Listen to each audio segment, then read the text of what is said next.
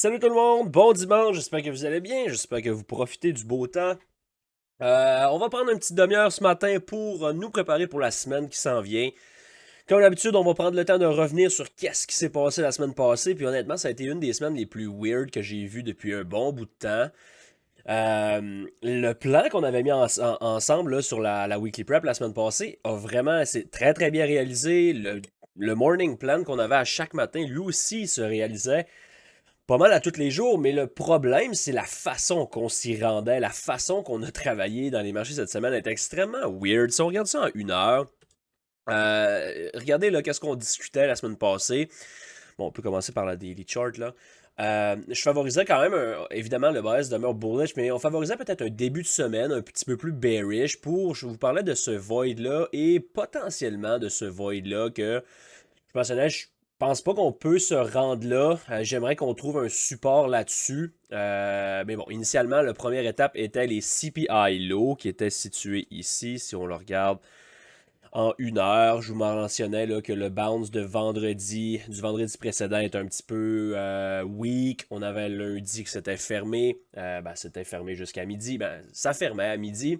Et je vous mentionnais que cette structure-là, c'était fort possible qu'on revisite ces zones-là. On a tenté d'y aller sans prendre d'expansion. Gros rallye mardi sur la fin de la journée. Là, encore une fois, c'est un peu ce qui a fait la semaine passée, une semaine complètement weird. Si vous regardez les mouvements, tout est arrivé de 15h30 à comme 10h le soir. Sérieusement, j'ai rarement vu ce genre de price action-là. Pour être honnête, c'est vraiment comme ça que ça a travaillé. Et ça nous plaçait dans une situation où que chaque matin, sur la morning session qui généralement nous intéresse, on arrive puis les niveaux sont déjà frappés. Et s'il restait un peu de jus à aller chercher, on n'était pas capable d'aller chercher le matin. Qu'est-ce qu'on faisait? On runnait en fin de journée, dernière demi-heure, overnight, session de la journée qui était poche, fin de journée overnight. Et ça a été ça, honnêtement, toute la semaine, à l'exception de vendredi avec le PCE. Je vous avais dit que la semaine allait être drivée principalement par cette nouvelle-là. Et on a eu une journée qui était vraiment spectaculaire, là, vraiment très clean. Mais overall, qu'est-ce qu'on mentionnait? C'était les CPI low si on voulait devenir un petit peu plus faible. C'est là qu'on a drivé pour le début de la semaine, tenté de donner une réaction. On a pris une autre expansion down, retest sur le PCE, drive down qui nous a ramené extrêmement bullish. Pour probablement cette semaine qu'on va discuter ensemble, mais aussi là, ça vous démontre une chose, c'est que bon, on veut pas fader la trend actuellement. Et quand je vous dis que bon, on est bullish, sideway slash up, à moyen terme jusqu'à preuve du contraire, c'est le genre de choses que vous pouvez anticiper, dans le sens que on a un genre de flag qui tente de breaker, mais avant de breaker, on était chercher le downside, donc le downside du range, et on a donné une belle réaction pour nous ramener, encore une fois, à 50% de ce range-là, mais ça promet quand même pour la semaine prochaine. Si vous regardez du côté de Nasdaq, quand je vous parle de sideways slash up, c'est encore une fois un bel exemple, là. On crée quelque chose, on trap tout le monde, on crée une trendline où ce que tout le monde place le stop et qu'est-ce qu'on fait? Boom, on ramasse ça et on devrait être prêt à retourner grinder slash up. Boom, on reprend ça. Évidemment, c'est des projections, mais vous comprenez le principe. La semaine passée, je vous ai justement parlé que bon, ça risquait d'être un price action très similaire à ce qu'on a vu depuis la première portion de l'année dans le premier quart, à l'exception du retracement. C'est ce genre de price action-là que je m'attends. Cette semaine, sérieusement, ça a été difficile de mon côté. On a fini ça green avec un trade vendredi qui nous a ramené green sur la semaine, mais rien de trop extravagant. Ça a été très difficile de naviguer ces marchés-là. Extrêmement complexe comme price action. Comme du côté de Nasdaq, juste vous mentionner, là, je vous mentionnais qu'on avait comme le void sur le roman daily. Lorsqu'on a deux voids, il faut s'attendre à possiblement voir le deuxième être visité. Je vous avais parlé que celui-là, étant donné qu'on l'avait déjà punché et ramené plus haut, il n'y a pas vraiment de raison de revoir un lower low. Si on voit un lower low, ça veut dire quoi? Ça veut probablement dire qu'on veut aller chercher le next spot de liquidité, qui est le void en daily, mais également les fameux CPI low du côté du Nasdaq. On semblait extrêmement loin là, en début de semaine. Oups. Mais si vous regardez, on a finalement, c'est là qu'on est allé chercher et c'est là qu'on a évidemment, éventuellement reversé. Une fois que cette liquidité-là a été prise, on a vu un snapback de 2% en comme moins d'une heure, là, peut-être de midi au close. Là, donc en 2 heures, 2-3 heures, on a vu un méchant rallye. Donc assez spectaculaire, assez spécial. Je ne dirais pas spectaculaire. Ce rallye-là était spectaculaire, mais une semaine vraiment là. étrange, honnêtement, avec des mouvements à des moments où généralement ça bouge pas beaucoup. Si on revient rapidement sur le dollar US, de son côté, il a été lui aussi un facteur à ces difficultés-là, sauf qu'une chose qui était intéressante, c'est qu'on a vu qu'on a commencé à avoir une divergence se bâtir. Et c'est pour ça que personnellement, là, lundi c'était fermé, mais mardi, mercredi, j'étais bearish sur la semaine, sur les indices. À partir de mercredi, une fois que les objectifs ont été atteints, jeudi et vendredi, j'avais plutôt une approche bullish. On me donnait pas qu'est-ce qu'on a voulu, qu'est-ce que je voulais voir par contre, mais je n'étais pas prêt à continuer de shorter ce marché-là, étant donné que les références, là, si vous regardez mercredi, on est allé chercher le target qu'on avait parlé ensemble la semaine passée et on a immédiatement réagi. Donc jeudi, vendredi, on avait un dollar down et indice qui continuait à être résilient et éventuellement, boum, les choses se sont replacées. On a vu le monster spike sur le dollar US, sur les indices. Faut pas non plus négliger un facteur que j'avais mentionné, là, mais la fin du mois de mai. En fait, une fin de mois dans un mois 100% bullish sur les indices, on semble avoir eu une genre de prise de profit sur la fin du mois. Et bon, la suite logique des choses, c'est-à-dire une réinjection pour juin et un repositionnement, s'est remis en place. Donc, personnellement, je pense que c'est vraiment un beau pullback qu'on a eu sur les indices. Et on va discuter ensemble là, pour la semaine qui s'en vient, qu'est-ce qu'on peut s'attendre. Du côté de l'euro, ben, c'est un peu la même chose. Là. On a take out les lows et on a bien réagi. Donc, lui aussi créait une certaine divergence avec indice down. On a finalement eu raison sur les références qui ont pris le dessus encore une fois. Les yields ont été un facteur aussi cette semaine. Grosse volatilité sur les yields, là, vraiment impressionnant. Vous voyez là, on parlait lors de la prep, le flip de ce void-là qu'on a discuté il y a 2 semaines. Punch in, support, boom, expansion sur le upside. Évidemment, les yields qui sont paraboliques straight up, ça ajoute une pression sur les indices. Qu'est-ce qui a causé ce pullback-là qui semblait pas trouver, slider au ralenti là, pour la majorité de la semaine. Mais à partir de regardez comment on a été directionnel sur le downside. Et les indices étaient quand même encore très agressifs sur le downside. Donc, il y avait des divergences qui faisaient pas de sens, à mon avis. Puis, à un moment donné, ben, ça a eu lieu comme le dernier 30 minutes ou presque là, de la journée. Mais ça demeure quand même un très, très beau, une très, très belle compréhension là, de tout ça qui s'est aligné ensemble. Maintenant, si on regarde un peu qu'est-ce qui nous attend cette semaine, c'est une semaine assez chargée, là, autant, en fait, surtout du côté du calendrier économique. OPEC Meeting qui avait lieu ce matin, là, by the way, c'est quand même un certain impact là, pour ceux qui tradent un peu plus les commodités, principalement le pétrole. Je ne suis pas ça personnellement, mais vous devez être au courant de ce qui s'est dit là-dedans. Lundi, on commence ça en force avec des PMI à 9h45, Construction Spending à 10h, des ISM PMI à 10h également. Donc, journée qui pourrait être très intéressante lundi.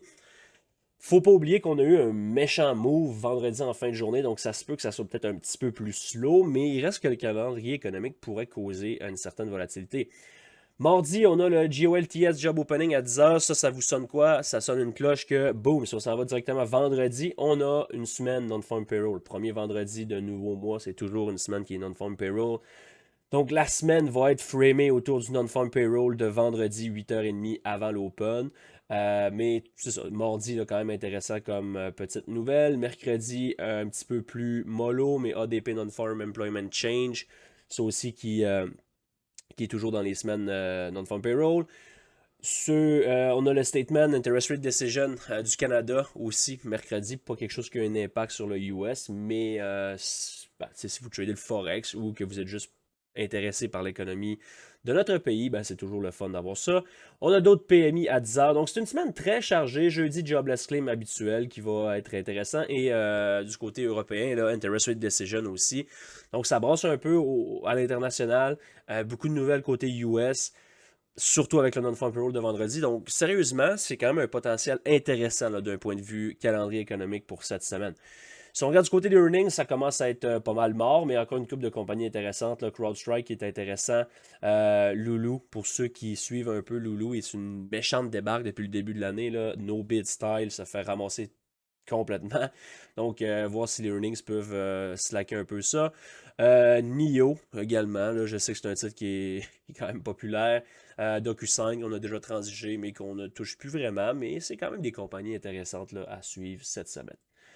Si on regarde maintenant du côté technique, qu'est-ce qu'ils nous annoncent pour cette semaine, comme j'ai dit tantôt sur le retour sur la semaine dernière, extrêmement, extrêmement intéressant, le rallye des dernières minutes de vendredi.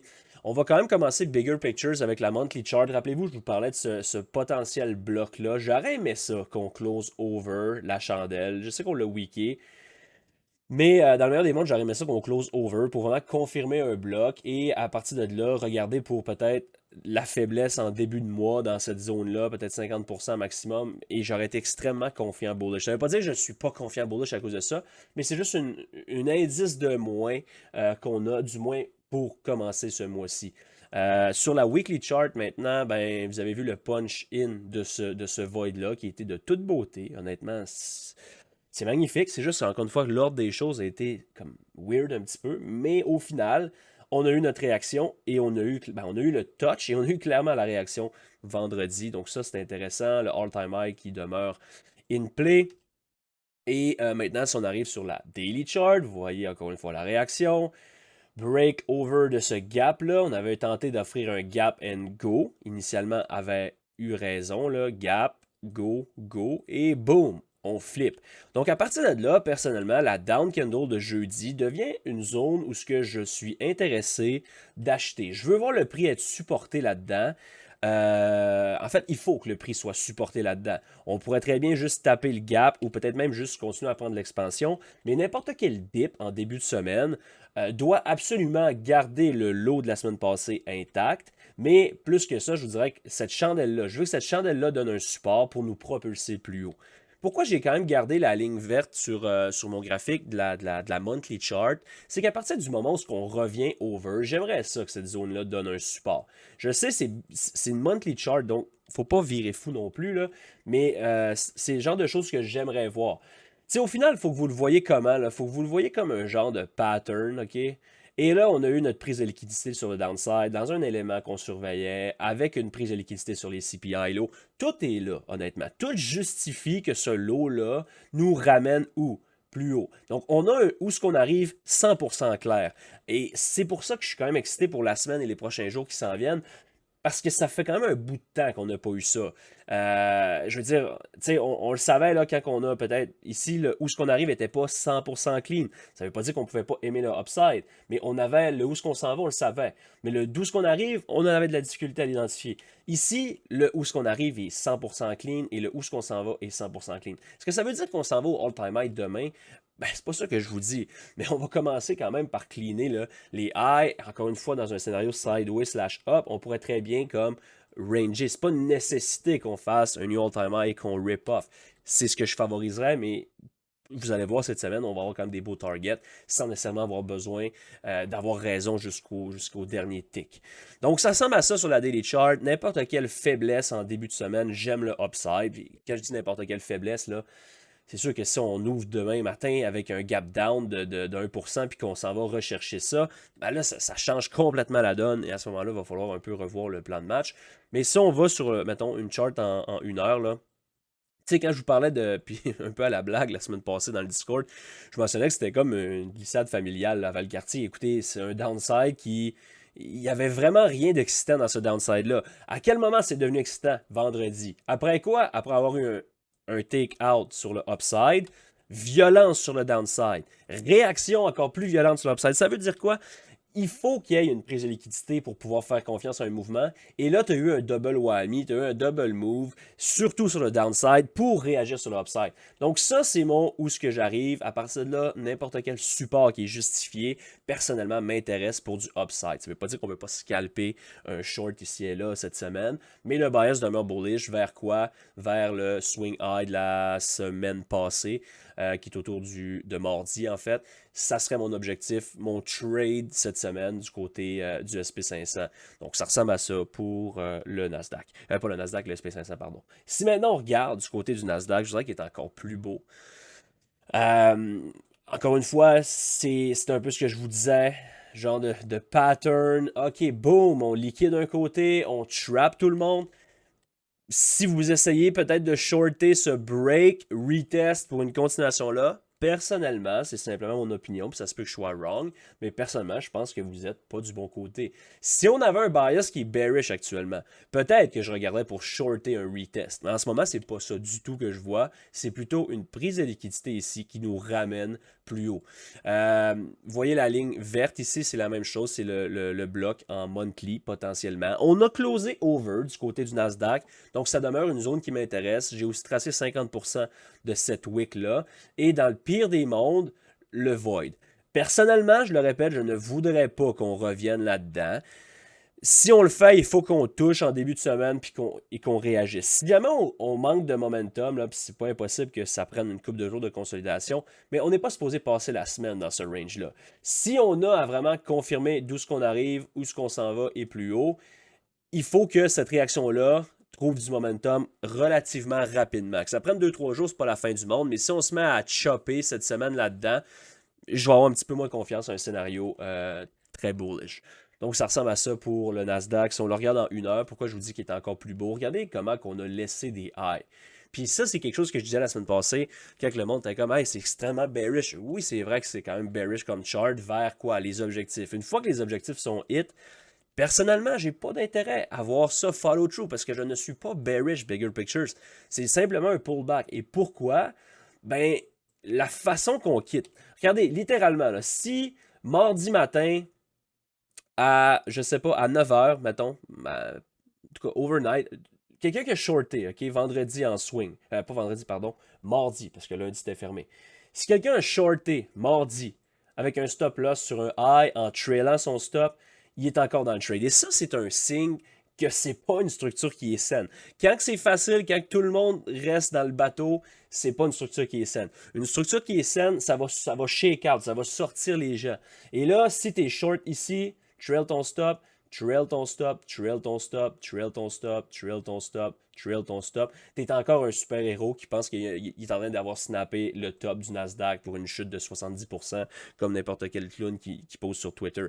Ça, c'est qu'est-ce qui me donne à l'occasion confiance que, hey, le bias, il est wrong ici. Là, on vient de shaker, on vient de trapper les derniers shorts, on vient de sortir tous les longs avec la même réflexion. N'importe quel clown qui a joué le CPI low comme stop loss, trail son stop, trail son stop, trail son stop, trail son stop, ou encore pire, qui a encore laissé son stop là, il vient de se faire ramasser. Donc, on vient d'effacer littéralement pas loin d'un mois de price action. Et là, on réagit violemment. C'est qui le prochain? C'est ça. Ceux-là qui short sur les tops et qui pensent qu'on est en train vraiment de décrocher ici. Peut-être que je suis wrong, peut-être que ça va mal vieillir ces commentaires-là, mais peu importe. On le fait sur une base constante. Vous m'écoutez depuis quand même un bon moment et ça fonctionne. Je veux dire, il n'y a pas grand équivalent en termes de précision. Puis c'est très rare qu'on est complètement wrong sur le bias. Ça va arriver, évidemment, là. Mais il reste que c'est comme ça que je le vois cette semaine. Aller attaquer les swing highs qui sont là. Le all-time high, si jamais on veut être quand même un peu plus agressif. Je veux dire autant qu'on pourrait le voir mardi, que ça se peut que ça prenne encore un bout de temps. Comme je vous dis, là, oui, on revient dans le range. On pourrait consolider un petit peu. C'est pas une nécessité à ce moment-là qu'on aille chercher ça super rapidement. De toute façon, on a beaucoup de jus pour s'amuser avant d'arriver là. Donc, ça ressemble à ça pour cette semaine. Une semaine où je suis quand même assez confiant, surtout avec les nouvelles qu'on a, sauf que, encore une fois, là, le non-farm payroll, c'est quand même un des 3 événements les plus importants du marché et ça rend la semaine généralement un petit peu plus complexe overall. Si on regarde le dollar US, encore une fois, vous mettre en contexte, la monthly chart est dans un range, la weekly chart est bullish parce qu'on trend up et, on peut quand même en parler un petit peu, là, on a quand même été chercher les lows de la semaine passée et les highs de la semaine passée. On est où? On est encore dans un range, on est encore dans une consolidation. À partir de là, personnellement, étant donné que je suis bullish indice, évidemment que je me dois de favoriser une continuation down sur le dollar US. On est allé frapper le flip en weekly qui est là, fait un higher high, pris de l'expansion down. À partir de là, j'aimerais ça qu'on take out le lot de la semaine passée, qu'on prenne un peu d'expansion. Le bémol, encore une fois, si vous écoutez la Weekly Prep d'il y a 2 semaines, j'étais allé un petit peu plus loin sur les détails, mais c'est que justement, ces références-là peuvent demeurer offset pour une partie de l'année, comme c'est le cas depuis le début de l'année. Dollar up, indice up. On a des divergences majeures overall. Ça ne veut pas dire que intraday ou même daily chart, on peut pas trouver des trucs qui concordent ensemble, mais c'est un peu ce que je vois. Donc, à partir du moment où on take out le lot de la semaine passée, j'aimerais ça qu'on prenne un peu d'expansion, peut-être aller naviguer dans cette zone-là. C'est une zone extrêmement importante là, ici, puis ça va être un peu plus complexe de naviguer là-dedans et de lire ça avec confiance. Par contre, si on regarde du côté de l'euro, semble vouloir nous donner un petit peu plus d'indices. Pourquoi? Ben, évidemment, lui aussi a fait son lower low, réagi. On a réussi à venir closer over ce void-là, encore une fois, sur la daily chart.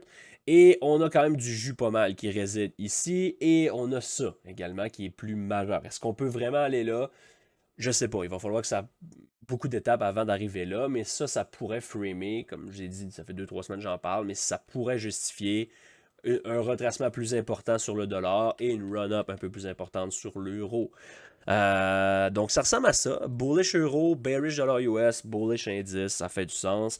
Si on regarde du côté des yields, comme on a dit un petit peu tantôt, ben, si vous regardez la weekly chart, autant qu'initialement, en début de semaine, on était en train de naviguer over ce potentiel void-là. Ben, pas potentiel, il est existant, mais on pourrait peut-être regarder pour un flip et un close over, qu'on n'a pas closé over.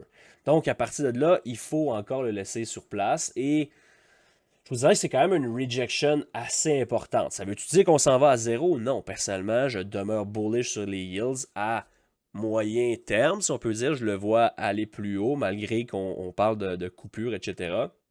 Les yields demeurent excessivement résilientes. Et tu sais, on a quand même là, fait un higher high qui est considérable, alors que les indices n'ont pas nécessairement fait de lower low aussi puissant. Fait que ça demeure une divergence en soi, même si on a une certaine faiblesse ici. Donc, qu'est-ce qu'on va surveiller? C'est le swing low de la semaine passée, là, du 28. Je voudrais que si on perd ça avec violence, ça pourrait probablement nous amener à naviguer là-dedans. Si on navigue là-dedans, évidemment que ça va ajouter, en fait, ça va enlever beaucoup de pression aux indices et ça pourrait justifier, ou du moins aider à justifier un follow-through sur les indices sur l'upside vers peut-être un new all-time high. Donc ça ressemble à ça du côté des yields. Et le fameux VIX. Le fameux VIX, écoutez, j'ai posté la morning prep sur le groupe Facebook là, de vendredi. Personnellement, j'ai pas tradé, mais c'est ce que je mentionnais. J'ai trouvé que le VIX a été bidé quand même de façon intéressante la semaine passée, slash même un petit peu surprenante. Ça a un peu expliqué aussi pourquoi que c'était un peu weird comme price action, pourquoi que les mouvements étaient décousus à des moments pas vraiment appropriés. Puis là, tu vas dire, t'es qui pour dire c'est approprié ou pas de bouger dans tel moment?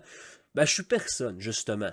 Oui, je trouve ça plate, je trouve ça bizarre, je trouve ça spécial, mais j'en ai pas fait un cas. Je veux dire, je vais pas tout changer mon système qui fonctionne à cause qu'une semaine, ça a bougé de façon weird, à l'extérieur des moments où je m'attends que ça bouge. Vous comprenez?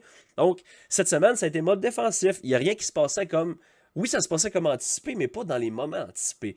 Et ça a fait en sorte que vendredi, je vous mentionnais, soyez extrêmement prudents, parce que c'est weird que le VIX a été bidé autant que ça. Et là, on arrive quoi? C'est la même chose que je vous répète tout le temps. Il arrive un événement de volatilité, le PCE. Ouais, mais Matt, c'est pas d'un 3 plus important que tu parles, CPI, FOMC, non-farm payroll. Je le sais, mais si tu comprends le contexte, c'est un environnement où ce que le marché a l'inflation, les chiffres, toutes les données d'inflation ont un impact important sur le marché en 2024. C'est un des points pivots. Donc le PCE arrive, beaucoup, beaucoup, beaucoup, beaucoup de protection dans le marché. Pourquoi le VIX a été bidé? Qu'est-ce qui arrive? La volatilité n'est pas capable de se réaliser. Qu'est-ce qui arrive? VIX crush, boom, on follow through sur les indices. C'est comme ça que ça fonctionne. C'est du repositionnement, c'est du market maker. C'est de même que le marché fonctionne. Donc, il faut en être conscient. Puis, la semaine passée, je vous disais, le VIX est à des lows, sans dire historiques, mais depuis comme jamais vu depuis 3-4 ans. C'est jamais une bonne idée d'être du côté où il y a quelque chose qui arrive pour la première fois depuis super longtemps. Vous comprenez? Ça a un peu expliqué aussi le bid, le VIX qui a été bidé, puis finalement la volatilité qui ne s'est pas réalisée. Puis c'est tout un enchaînement, une compréhension. Ajoutez à ça au fait que fin du mois de mai, où c'est un mois qui est littéralement, puis tu sais, tantôt j'en ai parlé, mais littéralement bullish de A à Z. Si vous regardez la monthly chart, c'est quelque chose que vous devez faire, là, regardez ça. Le mois de mai, on a ouvert au low et initialement, on était au high lundi. T'sais. Donc, on avait un mois là, avec 80 points de downside et 1600 points de upside. Un mois de 9% sur le Nasdaq, du low au high. C'est c'est logique, c'est normal, c'est quelque chose que vous pouvez anticiper de voir une certaine prise de profit sur la fin de mois. Est-ce que ça peut justifier de dire, hey, c'est weird cette semaine, ça bouge bizarre? Oui, ça peut justifier ça. Et c'est un peu ça que vous pouvez comprendre. Par contre, ça veut dire qu'on est bearish puis qu'on swing short, etc. Non, on garde notre bias, on laisse les choses se placer. Et je vous dirais que, bon, vendredi, là, ça a donné la réaction que j'aurais peut-être attendu avant, pour être bien honnête avec vous autres. Là. Tu sais, le rip-off qu'on a eu vendredi sur la fin de journée, est-ce que je l'aurais voulu comme jeudi? Peut-être, mais en même temps, on n'avait pas punché personne. Là, on a punché. Et là, on a redonné le upside. Donc, j'aime vraiment ce que j'ai vu là-dessus. C'est un trade qu'on a pris, by the way. Je l'ai call out sur le chat room à 10h30. J'ai acheté des calls sur SPY, un mois out autour de ce swing low-là qui était breaké. Donc 10h30, là, quand on a fait un lower low, je me suis positionné en swing sur le SPY, des contrats d'un mois out, et au close, vendredi, on était up 70%. Oui, c'était un swing, mais j'ai quand même pris quelques profits parce que 70%, c'est quand même assez bien. Maintenant, on devrait viser 120-150% sur le all-time high si jamais ça follow through cette semaine. Mais c'est le genre de choses que la compréhension peut vous amener. Maintenant, si on regarde quelques titres, parce que ça fait longtemps que je n'ai pas été aussi confiant, Bigger Pictures, pour un follow-through sans nécessairement avoir peur d'un pullback. Ça ne veut pas dire qu'on ne peut pas être complètement wrong puis qu'on ne peut pas aller plus bas. Comprenez-moi bien, c'est vraiment pas impossible. Si c'est le cas, ben, tant pis, on va réévaluer le plan. Mais personnellement, j'aime vraiment le upside sur les indices cette semaine. Donc, je suis un petit peu plus confiant qu'à l'habitude sur quelques titres. Entre autres, Tesla, qui est dans une consolidation qui finit plus, c'est vraiment laid. Je vous le montre à toutes les semaines, il se passe jamais grand-chose, mais éventuellement, il va décoller. Puis là, tu vas me dire, Chris, Matt, ça fait un mois que t'en parles, c'est bien normal qu'à un moment donné, tu auras raison. Je suis d'accord, écoutez, mais c'est ça pareil. Ça veut dire que j'ai pas eu de signal, j'ai rien. Tu sais, je vous parlais la semaine passée de peut-être voir un lower low puis une réaction. Bon, on a vu le lower low, mais on n'a pas vu la réaction. Donc, si on peut avoir éventuellement une réaction, j'aime encore 187.7, le chiffre 200 et 205, qui sont vraiment très, très, très jolis. J'aime également Meta. Euh, vous avez vu là, on a gap fill, on crée un range, prise de liquidité sur le downside, réaction. À partir de là, encore une fois, ça se peut qu'on soit wrong de la même façon que les indices. Est-ce que c'est juste un retest pour aller plus bas? Ça se peut. C'est pas ce que je favorise. Ça veut-tu dire que je suis en train de l'acheter long ici? Non. Ça veut-tu dire que je le short? Non. Ça veut dire que j'attends qu'on me confirme le désir de vouloir aller plus haut. C'est-à-dire un flip peut-être de 4,70. Personnellement, j'aimerais jouer méta pour peut-être un swing. Peut donner aussi des occasions de day trader, mais quelque chose de puissant vers le gap fill et peut-être un retour autour de 500. RBLX, c'est un titre que j'avais parlé la semaine passée également. Quand même résilient dans un marché un peu plus tough cette semaine, mais c'est pas un titre qui suit beaucoup les indices. On veut quand même du market backing. Je suis pas convaincu. Ben, j'aime quand même le punch du gap ici, mais qu'est-ce que je veux voir, c'est vraiment du momentum, prendre beaucoup d'expansion à l'intérieur de ce gap-là. Donc, surveillez ça autour de 34 cette semaine si jamais il peut avoir une force qui se pointe. Du côté d'Amazon, vous savez comment de fois je vous l'ai dit que le break des highs s'est fait de façon ben trop slow pour pouvoir aimer quoi que ce soit. Mais là, j'aime, encore une fois, la même consolidation. Boom, prise de liquidité sur l'ancien gap. Je voudrais voir vraiment là, du momentum embarqué cette semaine. Est-ce que ça, est-ce que ça se peut que ça se pointe pas? Si ça se pointe pas, je suis pas intéressé. That's it. Je veux voir de l'expansion. Je veux voir Reclaim 180 et donner un push vers ces highs-là et donner un vrai all-time high break et non pas juste un chatouillage comme il a fait là, depuis les deux derniers all-time high break. Ça ressemble à ça pour cette semaine. Très excité pour la semaine en cours. Très excité ne veut pas dire non plus on vire fou et on veut avoir raison à tout prix. Là. Si j'aime ce que je vois, on va en profiter, on va être préparé. Si jamais c'est pas ça qui arrive, ben écoutez, personnellement, je suis pas vraiment intéressé et j'ai peut-être pas vraiment survolé le downside, honnêtement, dans cette weekly prep-là. Mais tout ce que je peux vous dire, c'est que si on repère ce swing low-là, il y a deux choses. Soit ça va être d'une violence extrême, dans le sens qu'il faut que ça soit vraiment, OK, là, ça confirme le breakdown et on veut vraiment aller plus bas, à ce moment-là, je pense qu'on peut aller comme pas mal plus bas. Ça serait vraiment pas qu'est-ce que je favorise, mais si jamais on perd ça, OK, ça se peut que ça soit très rapide. Deuxième chose, que vraiment là, là, il n'y a vraiment rien à faire encore une fois et on continue à ranger. Si c'est le cas, ça ne m'intéresse pas d'être exposé dans ce marché-là. On commence juin, officiellement l'été, entre guillemets. Je vous l'ai dit, sideways slash up, slow market, les flows qui vont driver, volume va être plus bas.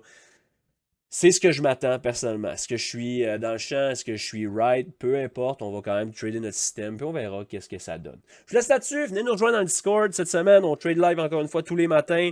Venez voir qu'est-ce qu'on fait. Beaucoup de nouveautés, beaucoup d'annonces qui s'en viennent. Je vous laisse là-dessus. Passez un beau week-end. Salut tout le monde.